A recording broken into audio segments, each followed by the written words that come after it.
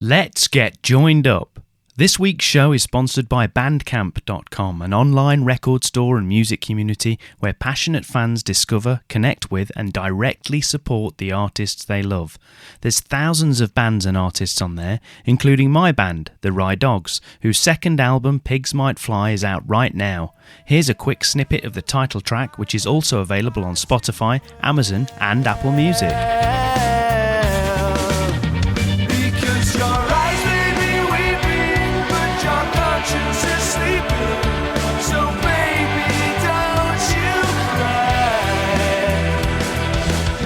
It's totally free to join Bandcamp, and as the Rye Dogs are brand new members, we're now looking to grow our fan base, so your support would be greatly appreciated. Just search the Rye Dogs, that's W-R-Y Dogs, and hit the follow button. Right, now we can cue the theme tune.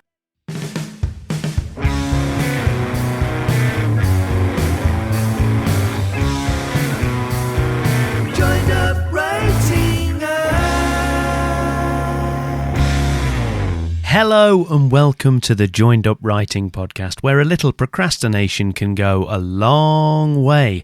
I'm Wayne Kelly and it's episode 180 with Rom-Com writer Julia Boggio dropping in to talk about her new series of books, how she fits writing around real life, and her challenging journey to publication. Before we get to the interview, a very quick update from me. Aside from continuing to chip away at my current work in progress, a new standalone novel, I've been returning with renewed vigour to the world of submissions, or submissions hell, as I described it to Julia in today's interview. I don't know about you guys, but for me, the whole writing thing, both in terms of getting the words down, but also in getting our work out there, is very much a marathon. The furthest I've run is actually a half marathon, and maybe you're not even interested in running anyway, but I'm sure you can relate. You know, you start off standing on the start line, full of energy and raring to go. You believe in yourself. You know you might not be an elite athlete and you're not likely to beat any world records, but you also know you've got the experience and the training, or the miles in your legs as runners and cyclists refer to it, to at least complete the course. And then the starting pistol goes, you take off at a decent pace, and everything seems great until you hit the first steep hill, or you get a touch of cramp, or, in our world, you get stuck on your story, or you get that first rejection, or you receive some negative feedback that makes you question why you even entered the race in the first place. With my novel, Safe Hands, in some ways it feels like I've been doing an ultra-marathon, some crazy 100-mile race through the desert at night, because in terms of when I first started work on it, it's been many, many years, too many for me to actually admit right now on the podcast, if truth be told. Now, I haven't spent all that time solidly working on it, and I've done lots of other writing-related projects and written short film scripts and other stuff in that time. And also, I've rewritten the whole book within the last couple of years. The book I have now is totally different to what it was when I started out. It's got an additional POV character, the story is totally changed, and I'm much happier with this version of it. Now, when submitting to agents, as the bare minimum, the response time for most agencies is usually quoted as 8 to 12 weeks, but to be honest, I found it to be even longer than that on this round of submissions. So if you're only sending a sort of a handful of subs at a time, you can wait several months and not have anything to show for it. I started subbing this version of the book last April, I think it was, but I was relatively selective, sending out perhaps half a dozen submissions to agents at a time and then waiting to hear back. So now I'm 10 months on, and up until recently I'd sent out less than 20 submissions on this version of the book, and a couple of those are competition entries. They're not actual agency submissions or anything. So before Christmas, I was really down about the whole thing and convinced the book just wasn't good enough, even though I haven't actually had any feedback to say that that's the case. The only feedback I've actually got was when I submitted it for critique at the Crime Writers Association, the CWA, and that was actually really positive feedback, which is kind of what's given me the energy to be where I am right now.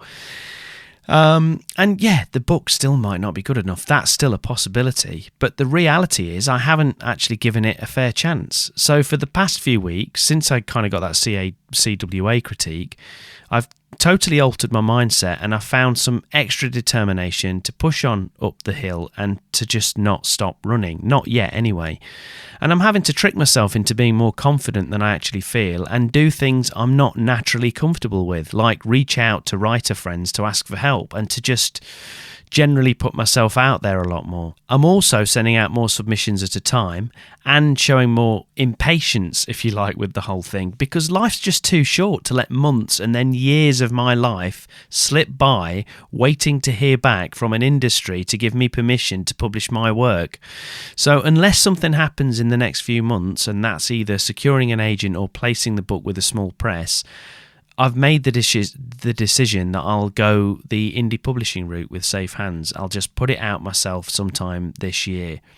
I need to move on psychologically from Safe Hands, and partly I've been able to do that by working on the new novel, but as long as it's still hanging around on the periphery, I'm just carrying it around like baggage. And I've also got a potential sequel to Safe Hands, which, I'll be honest, that's completely on the back burner, because if Safe Hands doesn't get picked up, then what's the point of writing a sequel for it, is kind of how I've looked at it. Now, if I get lots of feedback giving me specific reasons for rejection, then that will be a different story. It might tell me it's just not the right project to be my debut and that I just need to lock it in a drawer and forget about it. But with so few submissions so far and no specific feedback other than the positive feedback from CWA that I mentioned, I haven't got anything to go on. And until I've given it a proper chance, I won't be able to move on. That's the reality of it. All of which is a very long-winded way of telling you how I feel at the moment. And despite the tone, I do feel more positive than I have for a long time, and I've made the decision that one way or another, things are going to change for me this year.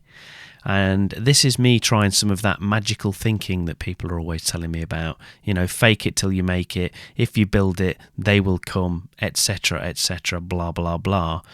And by telling you lot, I'm aware I'm setting myself up for a fall, and maybe I'll look stupid. But then again, maybe I've been guilty of not putting myself on the line enough in the past. So here goes. Am I nuts? Would you be happy if I never mentioned Safe Hands again on the podcast? Will you pre-order a copy if I do put it out myself this year? Let me know. The best way to do that is to email me at wayne@waynekellywrites.com. I do read and reply to every message I'm sent, and it means so much when I hear from you. Honestly, it does. So feel free to tell me about your own writing projects, your worries or issues with your work in progress, or just let me know what you'd like to hear in future episodes. Other ways to get in touch: you can tweet me at JU180. You can email, as I mentioned. You can drop me a line on the FB page. And also don't forget to join the email mailing list at joinedupwriting.co.uk. It's totally free, and you get a couple of downloadable goodies when you sign up. And you'll be the first to find out about upcoming shows, events, workshops, and anything else that's going on.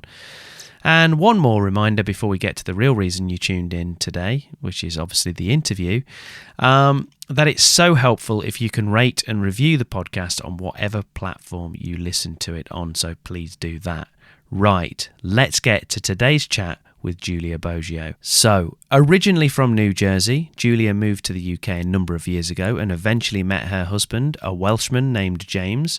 You may remember their headline-grabbing Dirty Dancing rendition, which went viral a number of years ago and led to an appearance on Oprah Winfrey, amongst other things. She co-hosts the fun books-related podcast Two Lit Chicks and has spent time as an advertising copywriter. She's also been a professional photographer, something she drew heavily on for her new Rom-Com series that starts with the debut novel Shooters, which you can pre-order right now on Amazon, and it's released March 14th.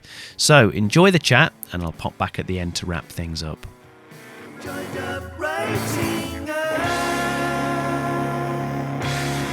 Hi Julia, thanks so much for joining me on Joined Up Writing, really appreciate it. So why don't you just start off by giving us a sense of where you're speaking from and how things are going in your writing world at the minute?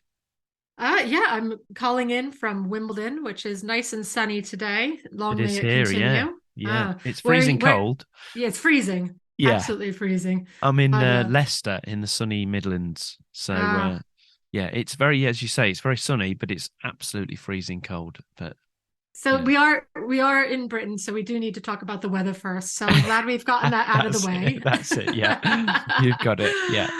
But as far as how things are going with my writing, yeah, no, it's going well. I'm in the middle of promoting my book, which is coming out at the beginning of March, which I'm sure we're going to talk about.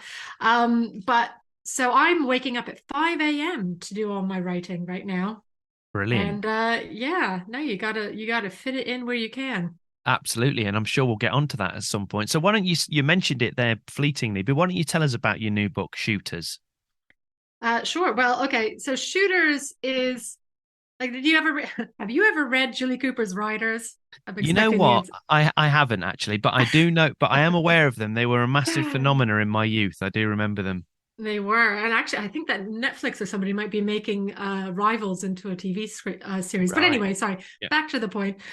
So, what Jilly Cooper did for show jumping in Riders is sort of what I do for wedding photography in Shooters. So the story is about a character named Stella Price, and she's changing careers into wedding photography because she made some bad life choices, and she has limited funds to survive on. So she needs to start making some money fast, or else she'll have to move back to her parents' house in Wales, Yeah. which would be horrible. But then the one man who can teach her everything she needs to know is the one man she should avoid, lest she repeat the mistakes of her past. And so and off we go.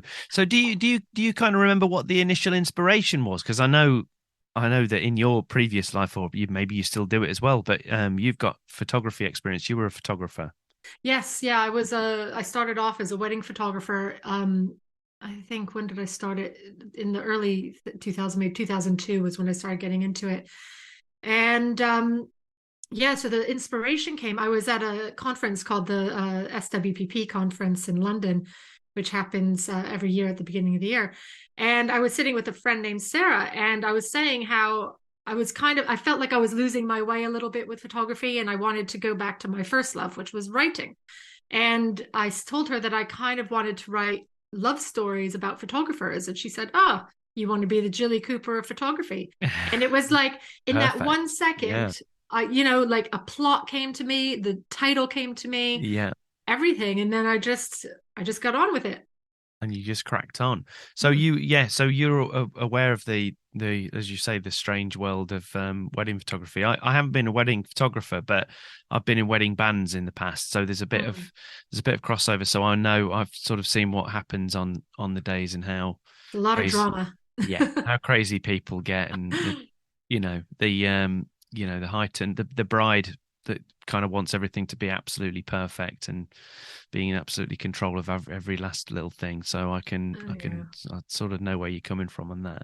Hmm. So there's obviously this one thing kind of going from as you say, like the idea and that kind of eureka moment. So how did you kind of approach it from there? Did you immediately start writing? Did you map things out? How did it go from there? I think I'm a percolator, so I kind of let it percolate in my head for a little while, and then I remember I was visiting my parents one summer, and the first line of it just came to me, and yeah, once I had that down, then it sort of went from there. And you make your mistakes. I had a prologue that I got rid of, and all kinds of stuff, and it's been through many changes over the years.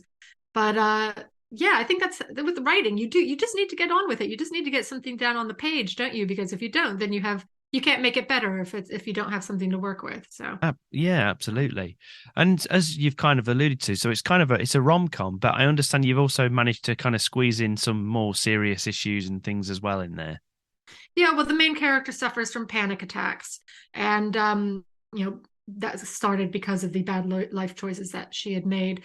So there's a lot about that in there, and I spoke to a lot of my friends who suffer from panic attacks, and they were kind enough to share their experiences with me. There's also some themes about how when it's just a fact of the world that when sometimes when a woman gets involved with a man in a workplace, and it gets discovered, she's treated differently than the man in that Sure. relationship, and it can have life-changing and career-changing effects. So there's a lot about that as well, that sort of double standard. uh, but yeah, there's also lots of very light stuff. Sure, yeah. That's the genre that you're working in. So, and am I right in thinking it's a trilogy as well? Yes, it will be a trilogy. I'm towards the end of writing the second book right now. So that'll be out in when September. And when So did you decide on the fact that it was going to be a trilogy? Was it just as you were writing, you just thought the story kind of warranted? I just thought there was more to the story, and I think yeah, maybe it's a new writer thing, but I just wanted to spend more time with these characters. I didn't feel like their story was done. I felt like yeah, and if you look at a lot of the 80s writers in the romance market, who I kind of grew up with, your Jackie Collins, your Jilly Coopers, they always wrote in series as well. So I think part of me just always assumed it would be a series because, Yeah. why not? Yeah, you've spent the time creating this world and these characters, and you're happy to spend more time there. Exactly. Yeah, totally understand. And am I right in thinking that you've kind of gone the indie route with your publishing? Um, Yep.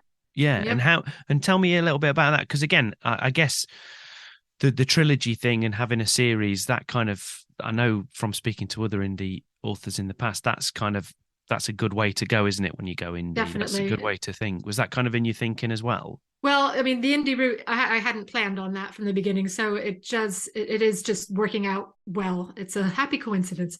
Um, so yeah, so I got an agent. I was with an agent who sent my work off to a whole bunch of publishers, and we got loads of fantastic feedback. Like everybody was like, "Yeah, this is brilliant, but we're not going to take it." Sure, And I mean, the submission I process. do. I mean, are you on submission right now? Yep. Yeah, So I do. you I'm know the always on pain. submission. Yeah. I just feel like I'm in submission hell permanently. Yeah. Oh my God. And it is actually hell. It is hell. I remember drinking champagne the night when she sent it all out, and I was like, any day now we'll have all the offers coming in. And then I was waiting and waiting and waiting. I mean, it's a difficult time in the industry right now, but we can talk about that later. Yeah. Um, so yeah, she sent it out. They all loved it, but they said we're not going to take it. Hmm. And the two reasons that came back, the most common ones. Number one, oh, we already have a wedding story on our books. Mm. Because obviously there's only You can room only for have one. one Yep. wedding story. I'm like, one written by somebody who actually used to Yeah, work in the wedding that's right. industry. Yeah. But anyway, and the other one, and I hope you're sitting down for this one. I was told that in the rom-com market, they were looking to sign only younger writers who had a better chance of going Jeez. viral on TikTok. Jeez. And I mean, That's yeah, I'm 48 years old, and mm, I'm hardly, crawling over the hill, but yeah. um, yeah. So Yeah, I mean that's kind of depressing, isn't it? But the thing with it is I just think that the whole TikTok thing, I mean, again, it's probably a subject for like a whole conversation in itself. But I think that the thing with the TikTok thing, like anything in the publishing industry and in other industries, something like this pops along and everybody jumps on the bandwagon with it. And mm, it was what started off as being, as all these things do, something that's quite organic, where organic, yeah. you had like young people that were using TikTok, and some of those young people like reading and they're into books, they're bookworms or whatever. So they started talking about books, Mm. and it becomes popular, and then a bunch of big publishers think, oh, book talk and Let's all the jump on rest of it. this. Yep. But it's so obvious. I mean, I think with anything with social media, it is really, really tricky. I get that. And I know just from trying to navigate it myself, it's difficult to kind of this whole thing that everyone talks about authenticity. But I think it's Mm. so obvious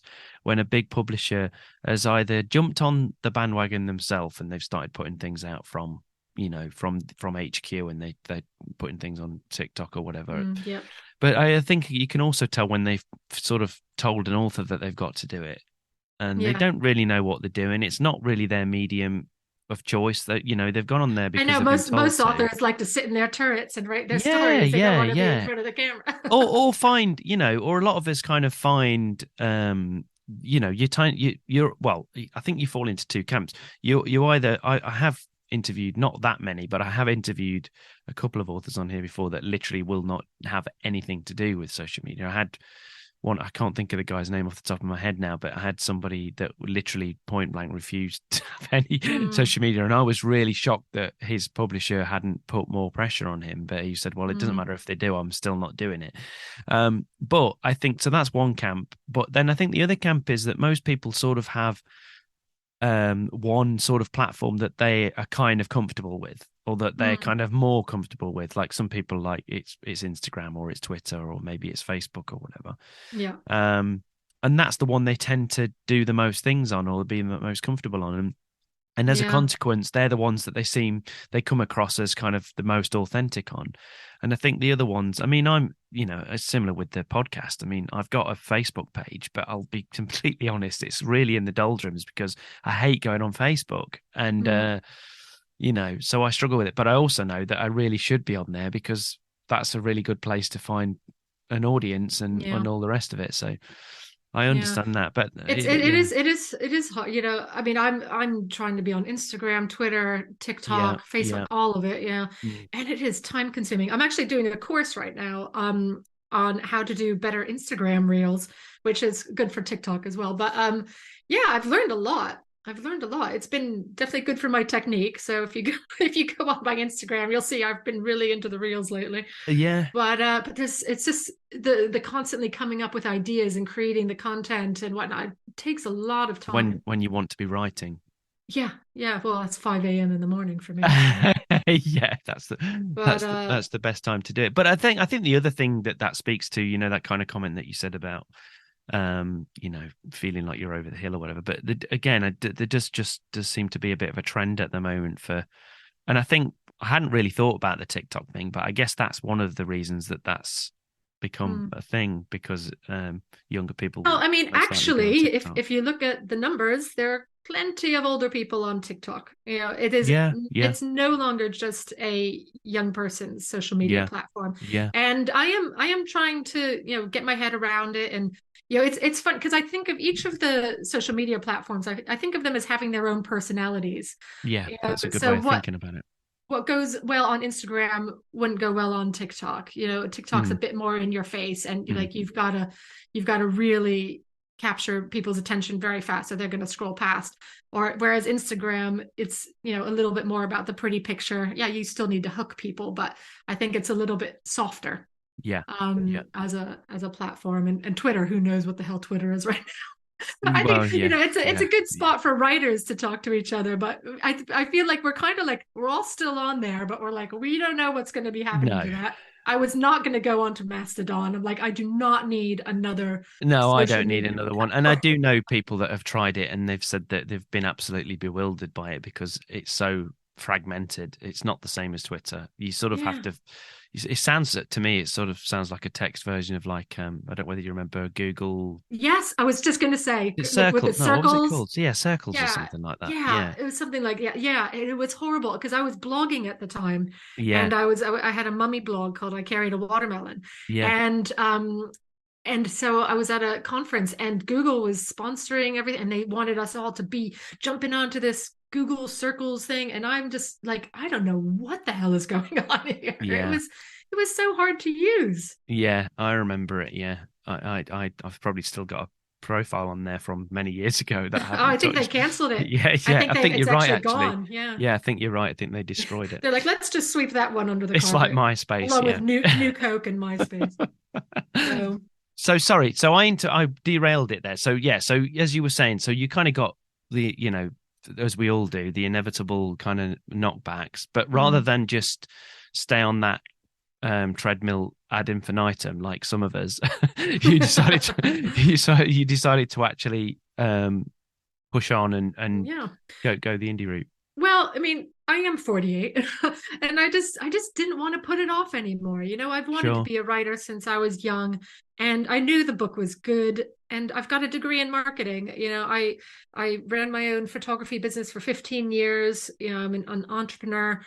If there's, I spoke to my agent about this. I said, "Do you Mm. think I should self-publish?" And she said, "You know what? 99% of my clients I would say don't do it, but you are the one that I Yeah, would say, you do yeah, go seem for like it." you've kind of got, yeah, as you say, you've got the real skill set for it because I think that's I mean, I've talked about it. I talked about it about 4 years ago. I actually talked about it on the podcast, and even went so far as to tell people that I was going to do it by a certain day, and then I changed my mind and a chicken now. But I think one of the things with it for me was I was looking at it. There's lots of it that really appeals to me, like the idea of sort of having more of a hand in the design aspects of it, and the kind of the way that it looks and where you want to put it and who you're speaking to and that kind of stuff. That appeals to me. But knowing myself as I do, I'm not sure that I could find the time and the energy. I think it's the energy as much as anything else Mm. to do all that other stuff, because I know that it is a really, really hard graft. It's really, really hard work, because It is, yeah. you are literally doing everything. I know not necessarily that you're literally drawing the cover and all that, but you're having to source people to do that, and editors and stuff like that. Oh But God, and I had a nightmare with the cover as well. right. And and I come from an advertising background. So before I was a photographer, I was a copywriter. Mhm. And which also, funnily enough, the character in my book. She We all has do red hair, it's not me. that. But anyway, so yeah, I know how to write a good brief, and I wrote this amazing brief for my cover, and I had a friend who recommended somebody, and he took ages and ages and ages, and I'm like, oh God, my deadline's approaching, I need to get this to magazine soon. And he finally came back to me with these, and I've actually done a TikTok about this, and there's an Instagram about it as well if you want to go see. But Right. it was like a child's PowerPoint presentation with clip art. I was just Oh like, my God. what? Oh my God. And like, I literally had to get this out the door to magazines. And my husband walked in on me. I was having a panic attack. So I got to experience that. Yeah. I was like, going to start throwing money at these online design things. He's like, you are going to throw money at the internet to come back with an answer. That is not a good idea. So he Yeah. made me go for a walk, came back, sat down at my computer, and I just started searching and searching and searching for a good designer. And I emailed everybody, emailed Yeah. so many Yeah. people, and Yeah. thankfully one of them got back to me, and Yeah. she said yes. She turned it around for me really fast, and it was great. It was Yeah, it's perfect. great. Your cover art's great. I've seen it. Yeah, it's really good. It looks contemporary and everything, and it really fits with your genre as well. Yeah, yeah, and I was just so lucky to find her. She really saved my butt. So I'll give a shout out to Bailey. Bailey designs books, I think is what she calls herself online, but she is fantastic. Yeah, and I think that's a big part of the indie publishing world, isn't it? Is sharing knowledge like that, and kind Yeah. of getting a kind of a good network. So there'll be people listening to this that haven't got really any kind of idea of kind of really what's involved in indie publishing. Mhm. Um, so just to give people a flavor, because again, they'll probably, there will be people that think, well, you just write it and then you just put it on Amazon. But obviously that's clearly just from the conversation that you've just described about having your cover art and everything. That's not the case. So just give people a sense of the sort of team of people, or the different skills that need to be brought to bear on something like this. Well, you become the CEO of your own little company, and there's lots of decisions that you need to make on a daily basis. Yeah. So your first big decision will be, where are you going to publish it? Hmm. And of course, Amazon is a great place to start off. And if you've only got one book, I would say yes, go on Amazon. Go in Kindle Unlimited, which is a program where people can read your book in Kindle Unlimited, and then you get paid based on how many pages they actually read. Hmm. But the problem with sticking with that for a long-term strategy is that then Amazon kind of owns your entire reader base. Hmm. And if you want to have a career as a self-published author, then that's not really the best way to move forward. So there's the opposite to just going narrow with Amazon is going wide. And that's where you make your book available on all the other platforms like Kobo and Google and Apple and Barnes and Noble, blah blah blah.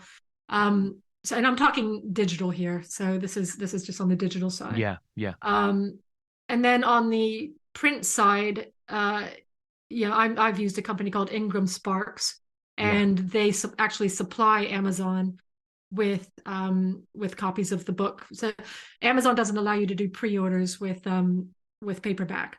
So if you want to have people able to pre-order your paperback, you've got to do it through a company like Ingram Spark. So Amazon will then make the paperback available as a pre-order, but then when it becomes available, Yeah. see, I'm telling you, it's convoluted. Yeah, There's so exactly. Yeah. much, you know. So Um, where did you kind of pick up a lot of this stuff from? Oh, everywhere. I mean, there's a lot of free information on the internet. YouTube is a great place. I've also bought all of like Mark Dawson's courses. Yeah. He's sort of the self-publishing guru. Guru. Yeah. And just talking to other people. And the other great thing I did was I joined the Alliance of Independent Authors. Short name is ALLY. And it's been such a wealth of information. And there's a private Facebook group. So whenever I have a question, I can go on, and a seasoned independent writer will come back to me with an answer. And I mean, that has, as an independent author, that has been the number one best source of information for me. Yeah, absolutely. Well, let's kind of take a bit of a step back then. So obviously that's, as you say, that's the nuts and the bolts, and and I'm sure the book's gonna do well. It looks great, and it's, as you say, it's in a great genre and everything else. Let's take a bit of a step back, and why don't we tell me? Why don't you tell me? Why don't we tell me? That's interesting. I don't know. I'm asking you.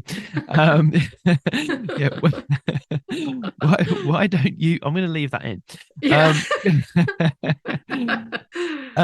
Yeah. Why don't you tell me kind of how you initially came to writing? You kind of said, you said earlier that, return to your first love. So what are some of your earliest memories of writing? I mean, I remember in school, primary school, any project that I could turn into a story, I would do that. And then I would, bind it into a book and hand it in. And I still have some of those early attempts. And I even made an early attempt at writing a romance. Yeah. So I had written this like a sexy scene, Yeah. and then I had hidden it away in my atlas in my room, and then I forgot about it. Yeah, And as you do then, when you're young. as you do, yeah. And then I went traveling for the summer in Italy to see my father's family, and my stepmother said, "Oh, where in Italy is Julia traveling right now?" So off she toddled to my room and got the atlas out, and out fell my pages. And she went and she she read them to my father as he Oh was my shaving. God. And thankfully he's still alive. He didn't sleep in his own throat. But yeah, so that That would was have been a nice phone call. yeah, they told me about it when I got back, and I was so embarrassed. And that, I mean, and I think that stayed with me today. So in my book, there's different levels of spice in romance, Sure. and mine is at a level 2, which means that you get to a point and then the door closes and they have Sure. a little bit of I, privacy. I always think of that as sort of like 1950s films. Yeah, That's the yeah. way that they would treat a love scene. You'd sit, the door would close, and the next scene would be either often be the morning after with a cigarette and a Yes, coffee or something. yeah. Or they both flop onto the pillow out of That's breath, it. Yeah, that's right. Yeah. Yeah, yeah. No, well, maybe not in the 1950s, but anyway. Um, but yeah, I mean, there's my book definitely has a little bit of steam in it, but it definitely closes at one point and just says, "Okay, that's it." Because, and I think I've done that because the thought of my father and my mother That reading stayed with that, you. I'm just like, oh yeah, nope, nope. Yeah, I know exactly where you're coming from. I mean, I write crime, but in Mhm. the book that's out on submission now, initially one of an early draft of it, I did pretty much the same thing. I'd like I think the one kind of scene that was in there literally picked up afterwards with the cigarette afterwards, and it was Mhm. the same thing. It was like just the thought of my parents reading it or anything like that. I mean, I'm 45. I mean, I need to grow up, but Mm. I have to say that the more as it changed over time, there actually is sort of, well, there's one almost sex scene, and then there is Mm. one kind of sort of actual sex scene. But Mm. again, it's not really, No, I but I mean, don't. they're not easy to write. They're It's not not easy easy to they're write not a easy good to sex write scene. because the whole thing that's in your mind the whole time is this going to be like one of the contest, one of the he's going to be shortlisted The for bad that terrible. romance, Yeah, yeah. exactly. Yeah. And Mm. that's kind of on your mind the whole time. And I think even sort of well written sex scenes by writers that I admire, I am always a little bit like, ugh, I'm not sure Cringy, yeah. about that. Yeah. So I do think it's difficult to do, but I think it's interesting in any genre, whether it's romance or it's crime or Mm. whatever, is Mm. how there are these sort of different flavors of it. You Mm, know, it's the same. Obviously, the same goes for crime. There's cozy crime, there's mm. mystery, there's police procedural, and on it goes. But it's exactly the same in the romance genre, isn't it? Oh God, yes. There's all these kind of, There's as you, sweet as, romance, right, yeah, right all the way up to, yeah, very, very in detailed description. explicit, yeah.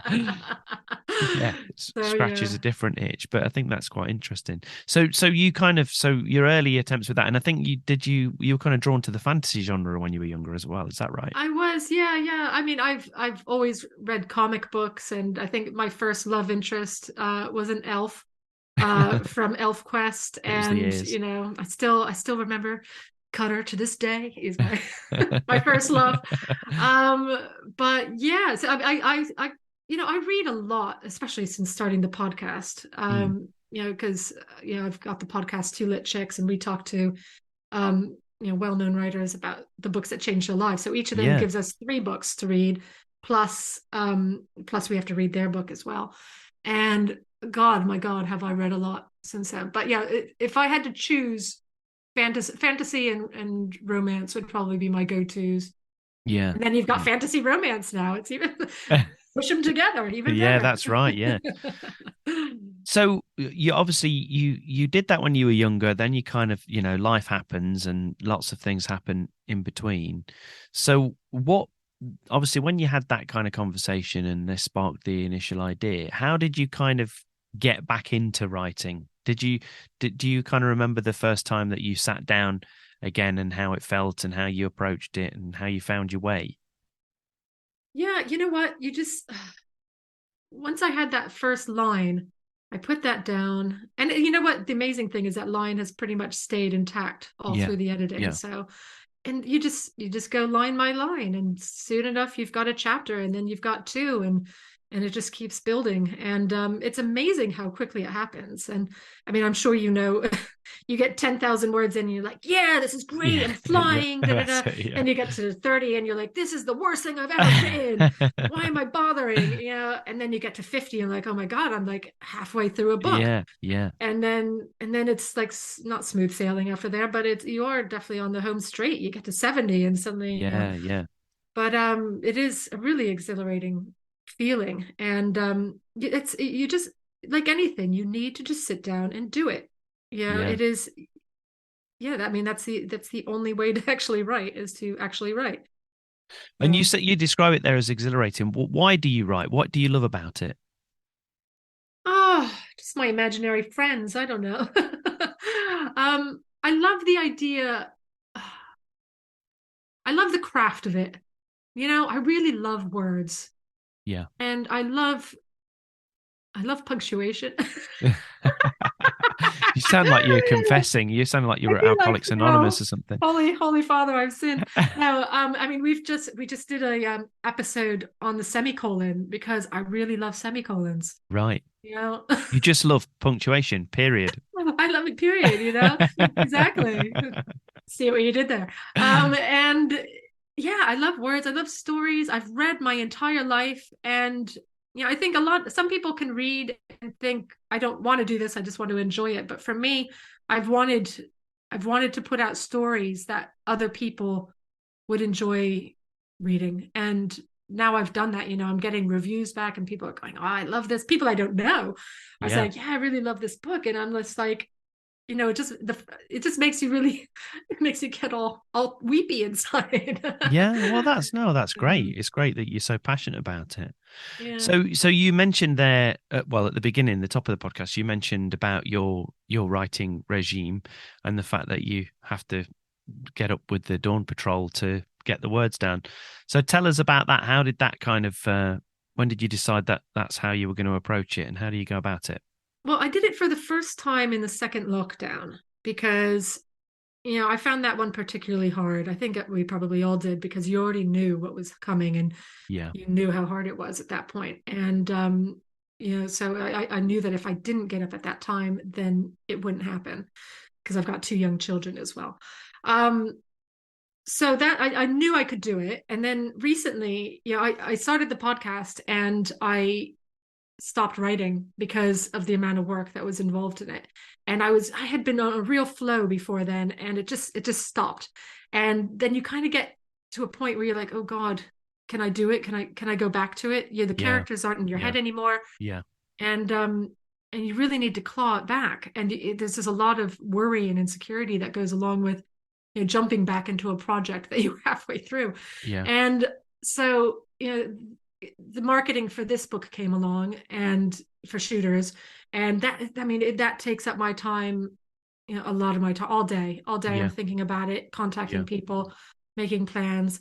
And I knew that if I didn't just put that time in my schedule at 5 a.m., then I would not get back to the story. And I needed to get back to the story because it's expected in September. So I really do need to finish it. And I want Yeah. some time Yeah. to polish it properly. Um, so yeah, I think that's why I started doing it. But also I think my brain is surprisingly fresh at that time. Yeah. And I'm Yeah. not Me I'm not too. getting loads, not getting like thousands of words down, but I've got this little I've got this little chart on my wall, and it's like a calendar, and it's broken down by days, and every day I write down my little word count, and some days it's 600, and some days it's 48. But I've got that there to look at, to remind me that I'm working towards something.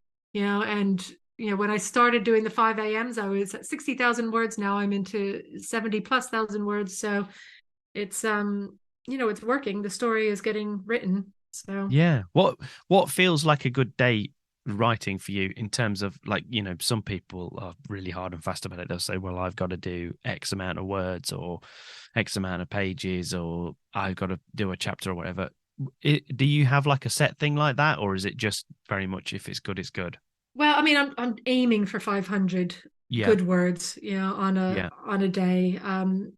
But I mean, before I had the marketing to contend with, I was doing thousands per day. Yeah. When you're Yeah. in a flow, you're in a flow. And when you could spend, from after school drop off to school pickup writing, Yeah. and then you get a lot more done. I'd have Yeah. this done by the end of the month, if Yeah. I was Yeah. doing that. But like I said, there's marketing to be done, and I don't want to.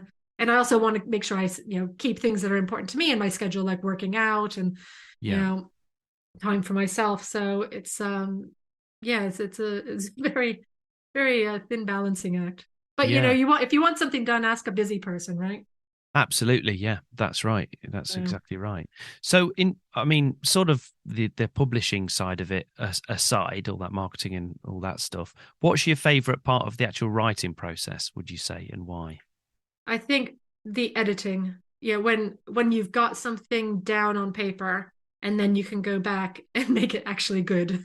Yeah, yeah, That's definitely my favorite bit, because you feel like you're halfway there. Yeah, and the nice thing about being self-published is, I get to decide when it's finished.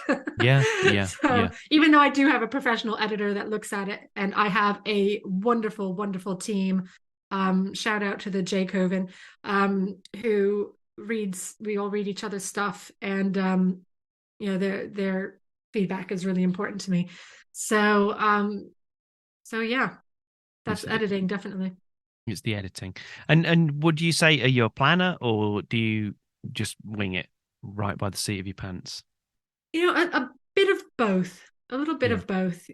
I started the book one. I had the post-it notes on the wall with all the save the cat, yeah, um, things, and I had it all broken down and whatnot.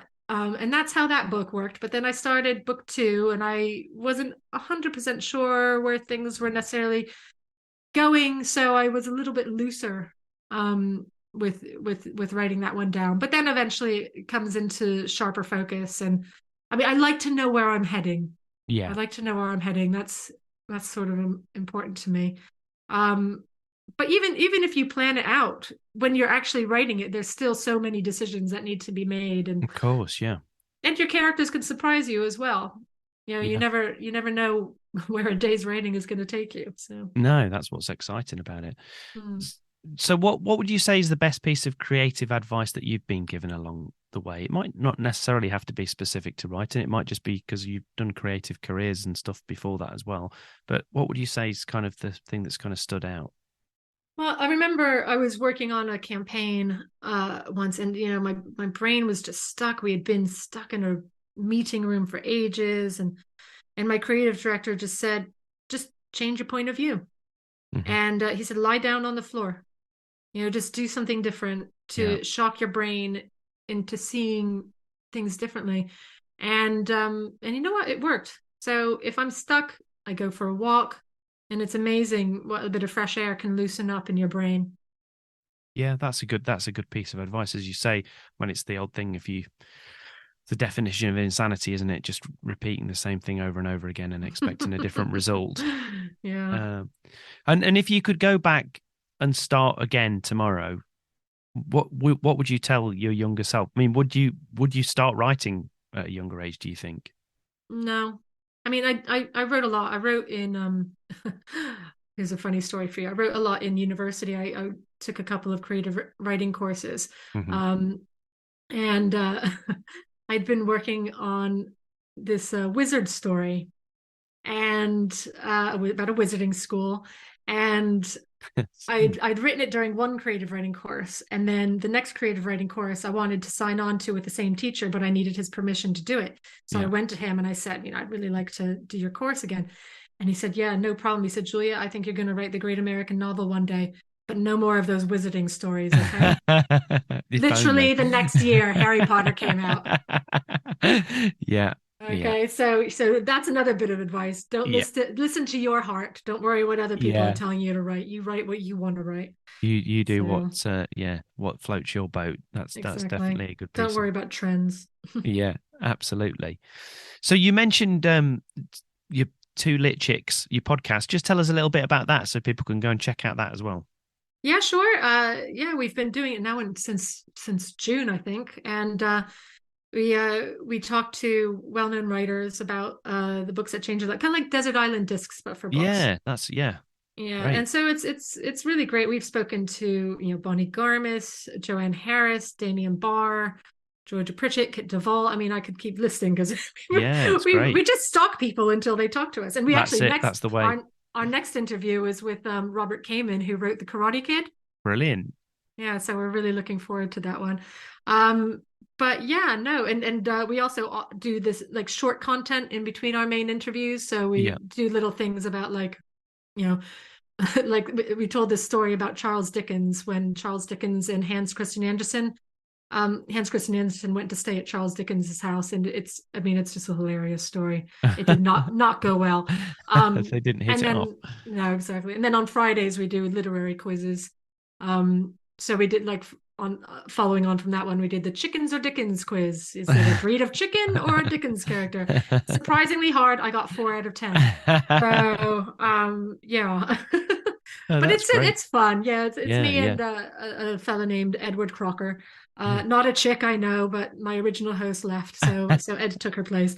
yeah. But yeah, it's lots of fun. And I mean, do you enjoy podcasting? I'm going to turn it on you. And I do enjoy it. I mean, I say I have to. What I tend to find I used to be really, really strict, like, oh, I've got to keep going and I'm going to stick to this really rigid schedule and blah, blah, blah. But now when I sort of feel the wind going out of my sails, I do take a bit of a break from time to mm, time with it.